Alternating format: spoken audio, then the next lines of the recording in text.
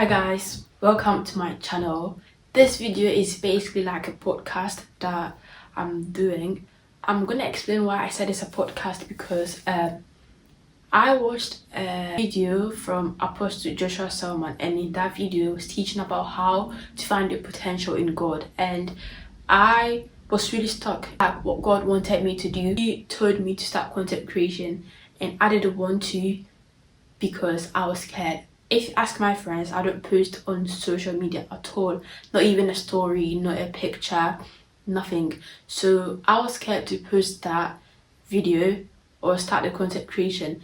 So one morning when I was doing my quiet time, he gave me this verse, Deuteronomy chapter 31 verse 6, and then before I was about to do that, I asked God to speak to me through his word, but still I was still procrastinating. I didn't want to obey him, and then I don't know what happened, but some way somehow I started posting on TikTok, and then later on I started posting on Instagram. The reason why I said this is like a podcast video is because I watched a video from God is my creative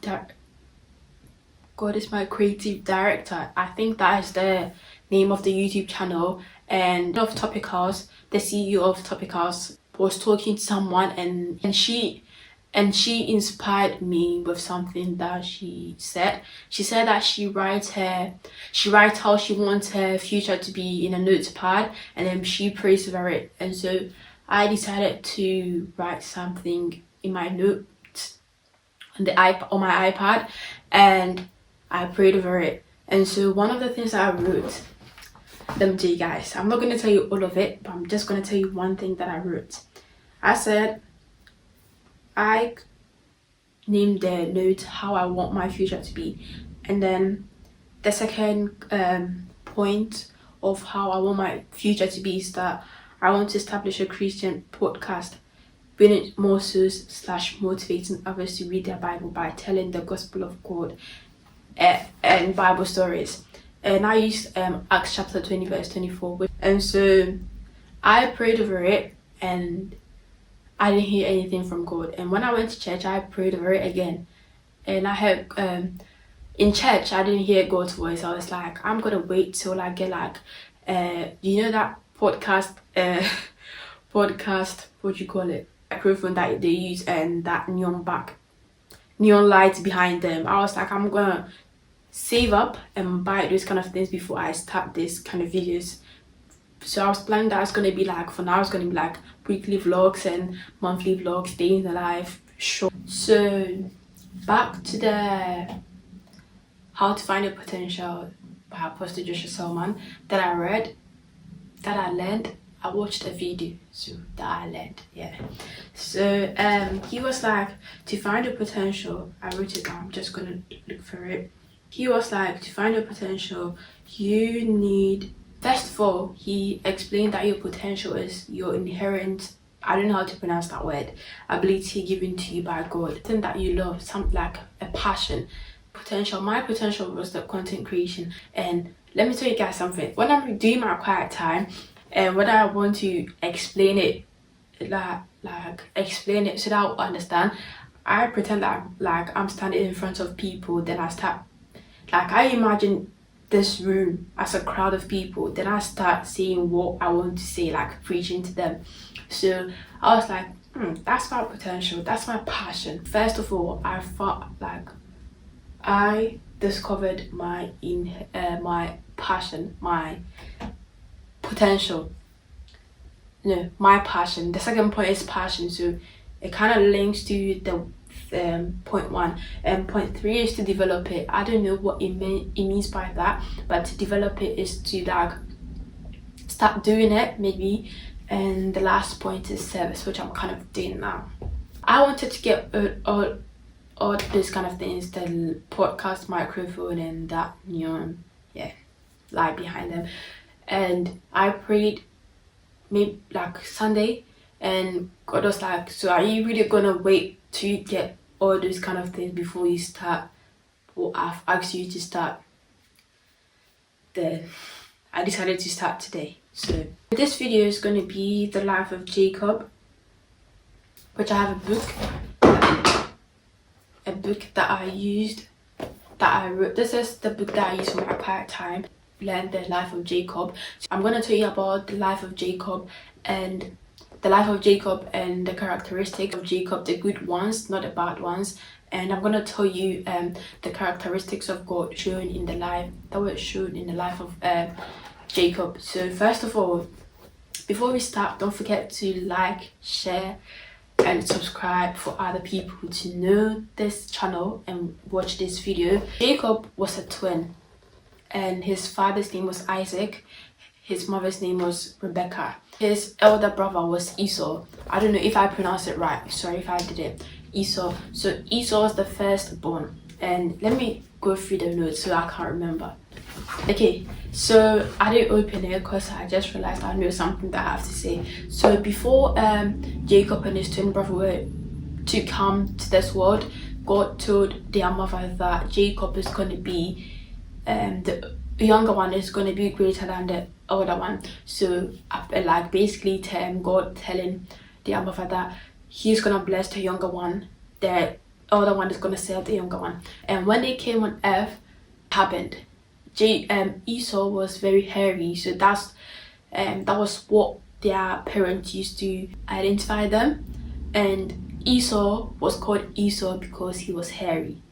I don't know if it makes sense, but that was what the Bible said. And in my opinion, I think it was like favoritism between the parents and the twins, because Rebecca loved Jacob more than Esau, and Isaac also loved Esau more than Jacob. Because why would you tell, I mean, he's the young and the eldest, but actually I'll get there, I will not say it now. So one day Esau went to work somewhere that I can't remember, and came home and came to see that Jacob was preparing a food. Let me sit down. Jacob was preparing food, and then Esau asked Jacob to give him some. It was red beans, and was it beans? Am I trying to make it up? Guys, let me open it again. Yeah, it's a lot, so I don't know if I can find it, but I'm just gonna look for it, and then I'll I don't wanna say something wrong. I don't want to say something that is not in the Bible, something that has not been recorded. So I'm just gonna open this book and then tell you guys about it. I'm trying to remember it, but I can't remember it. So I think that's the main reason why I wrote it. So I need to look through the book to see, because yeah, why not? Who's gonna kill me if I don't look inside the book? No one is gonna kill me. I wrote it for myself. This book is for 2024 because it's like, guys, I found it, but we forgot to pray. I forgot to pray. Heavenly Father, I pray that you will let this video reach the right people so that they can learn something from it. Just as you said in your word, that if none of you lacks wisdom, as God who gives graciously and generously to all. Lord, I pray that you give us wisdom to understand whatever that we are about to learn. In Jesus' name I've prayed. Amen. Okay, so the life of Jacob starts from Genesis chapter 25 through 50. So the life of Jacob begins. So Jacob stayed home whilst his brother Esau became so Esau was a skillful hunter, and so he went to hunt, and when he came back, Jacob was preparing something, and then he asked Jacob that can he get some, because he was really hungry. And then Jacob was like, no, before I give you some of the food, you have to give me your birthright. At that, I don't know what age they were, but why the flip would you ask your brother for his birthright before you give him food? I think that's all that I wrote for chapter 25 verse 19 to 34. So my question was that what I learned from that passage is that Jacob was corrupted, because at that time he tried to bribe his brother for his birthright. He was corrupted, because that's bribery, that's corruption. Why, guys, if I start, I'm not gonna finish. Why are you asking your brother? Like, Jacob wasn't kind at that moment. He wasn't at all. Because if my brother is starving and when he comes home and I'm cooking, I'm gonna be mad. No, I'm gonna be annoyed that why is he collecting my food, but not to the point that I will ask him. I mean, I'm the oldest one, so I'm not gonna ask him. So let me use my older cousin. He just comes from the gym and then he sees me cooking. I'll be annoyed that he's collecting some of my food, but I wouldn't do it to the point that I will ask him to sell his birthright. Not to, but to give me £100 before I give him some of the food. I didn't buy the ingredients. I didn't go to the shop to buy those kind of things to put in the fridge. So let's go to the next chapter. So what I learned from that chapter is that God should help us keep our priorities and think straight before we do something, because Esau didn't think straight. He also didn't think, because if I know you were starving, but not to the point that you would sell your birthright to your brother. So that means God's promise that he made to their mother is coming true. It's actually coming true, because Esau gave his birthright to Jacob. That means Jacob is the oldest one now and Esau is it. So I pray that God will help us prioritize our straight whenever we are coming to make a decision. Maybe you would like to go somewhere with your friends and the pet, you know that you want it, you know it's not a place that you're supposed to go, but you really want to go because you want approval of your friends. Are you on earth to get that approval of human being or of God? You need to get that approval of God, because where you're going, you know there's smoke, you know you shouldn't be there, you know they especially when you're underage, you're going to the nightclub, you know that the nightclub you need to have an ID. You don't have an ID and you're making a fake ID to go there. Girl, be for real. Ask God whenever that you're coming to make a decision that you think is not right. Ask God to help you think straight. So the next chapter is chapter 27, and yeah, it's still part of that. Jacob was a deceiver. He deceived his brother to steal his birthright. Jacob, why? But I'm not the one to talk, because it was all part of God's plan to bless Jacob. So, but my question is why? But I don't need to ask why. God could have just made Jacob wealthy without doing all of these things. But what can I say? Nothing. 28 is also Jacob deceiving his own father. That's why I said that it was favoritism. I get a part of Isaac blessing Esau because he is the eldest. I get that part, because if I'm there, my mom wouldn't call my little brother to send him or for him to do something difficult for him. If I'm there, maybe if I can't do it, then that's when she would give it to my little brother to do it. But if I'm there and I can do it, why would she give it to my little brother? So Jacob called Esau to go and hunt his favorite animal for him to cook for him to eat. And then Rebecca was hiding and listening to their conversation. So Rebecca heard it and I went to tell Jacob, and then they covered Jacob's body with a fur. And so when Jacob prepared the food and took it to his father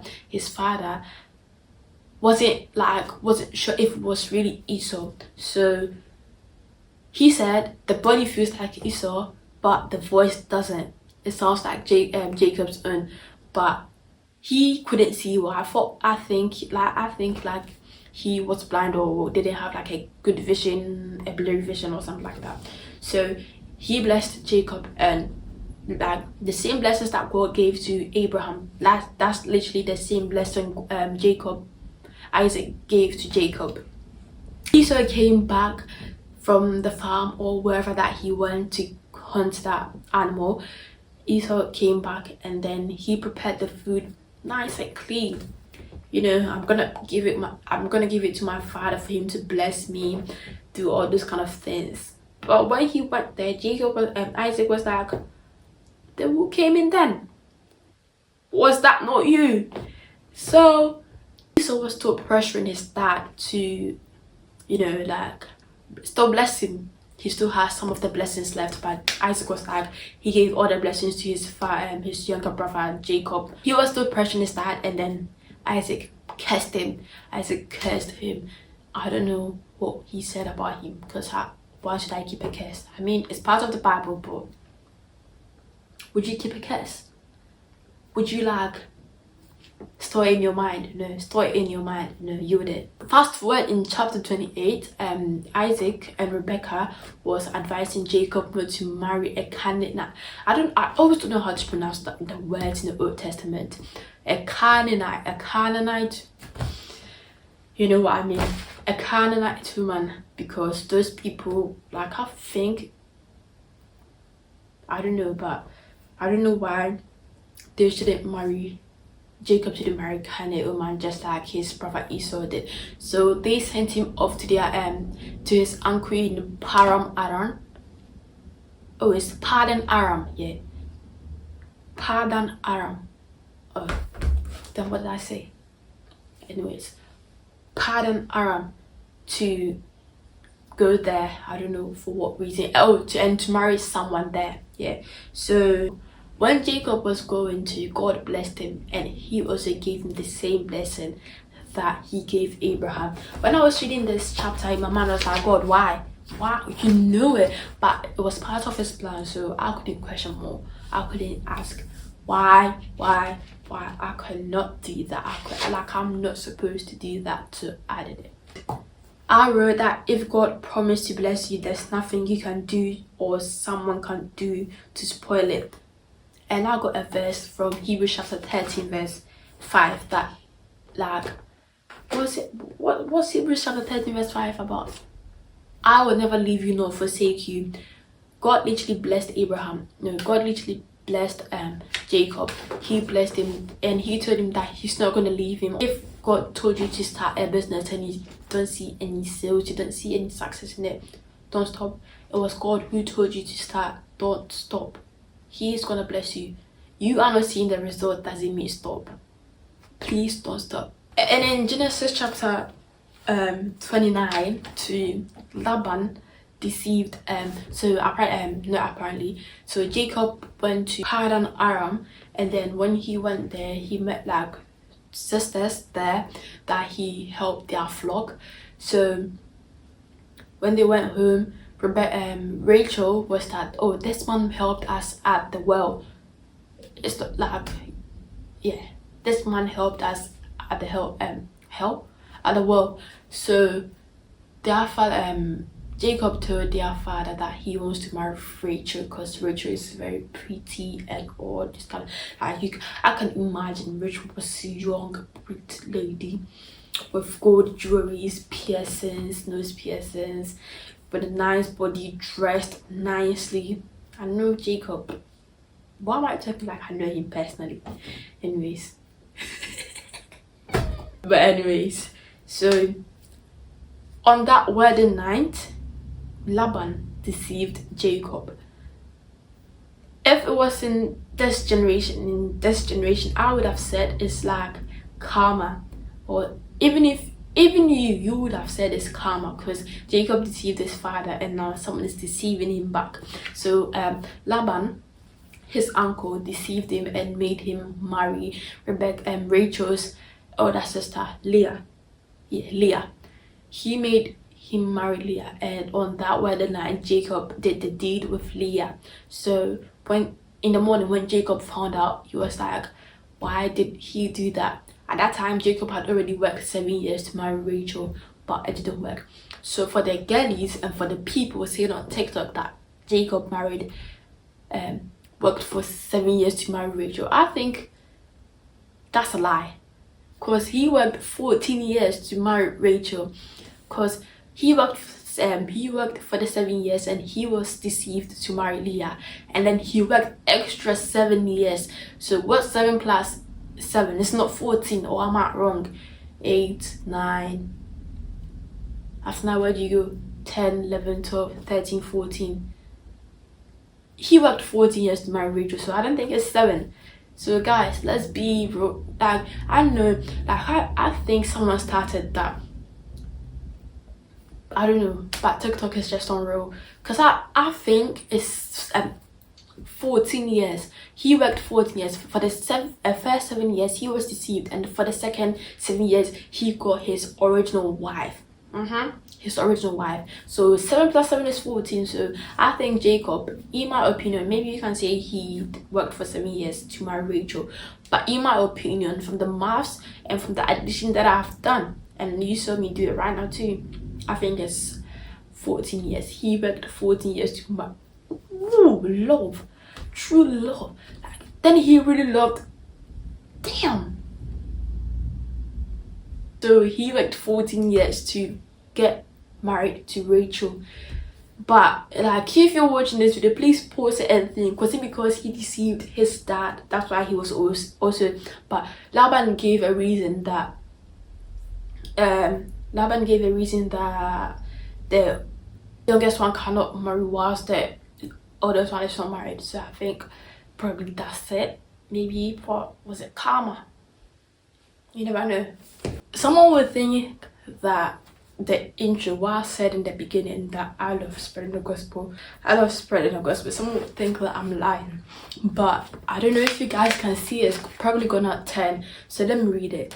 I wrote that I wish I can record because what went on in this chapter is serious. Meaning, I wanted to tell someone what was going on in this chapter 30.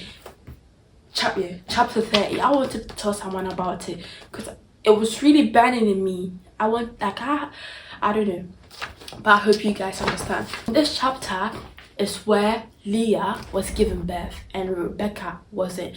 It was a competition. Their first son, Jacob's first son, was Reuben.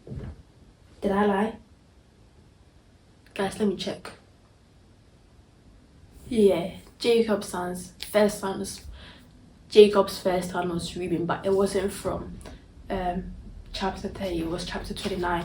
By the way, at some point Leah couldn't give birth, so she made her maid do a deed with Jacob, and they gave birth to Dan. Yeah, and I think Rachel wasn't still giving birth. But what I want to say in this chapter, because this chapter is in 2 sections, the first part is like birth, the sons of Jacob, but the second part is that Jacob's wealth increases. Like, because God blessed Jacob, he was blessed to the extent that God blessed Laban's flock too. Like, you get it? And so what I learned from this verse is that this chapter is that if God blesses you, wherever you go, he's gonna bless the people you are around with, so that his name will be glorified. You cannot tell me that God's name wasn't glorified when Laban's flock increased. Even if Laban didn't give God the glory, I think Jacob did, because Jacob knew that this wasn't like, it was supernatural. Bro, like, have you ever thought of it? Like, even if you don't want to understand, like, think about how God used the line of David to, like, you know, Mary, the mother of God, the mother of Jesus, is from the line of David. So think about it. God literally picked up David and made him a descendant, so that, like, made him an ancestor. So Jesus' descendant is David. So Jesus' great granddad is David. Like, think about it.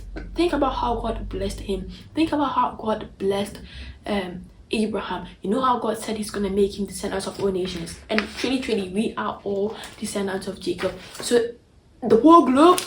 No, think about, look at how when he blessed Abraham, some of the people on this earth.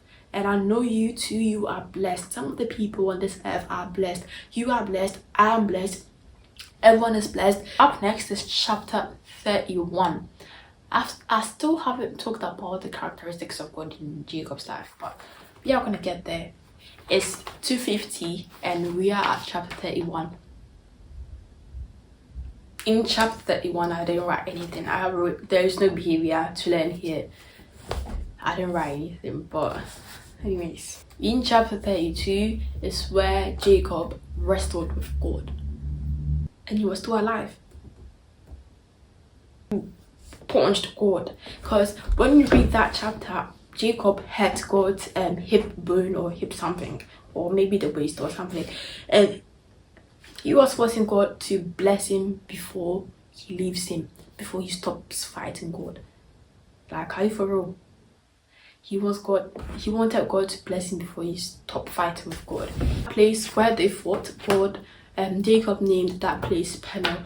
But that's really dangerous for you to fight God, for God to turn into a human form and come. He didn't see the face of God though, but he asked God's name, and God was like, why do you want to know? And Jacob, I don't know, somehow he said that if God doesn't bless him, he's not gonna leave him, because it was daybreak and God wanted to go before someone sees them. And then he was like, if you don't bless me, I'm not leaving you. So one prayer point that you have here is that, God, if you don't give me what I want, I'm not leaving you. I'm not like, no, I mean, you don't have to leave God, but when you're praying, pray with expectations. Going to the next. So we are at, why didn't I?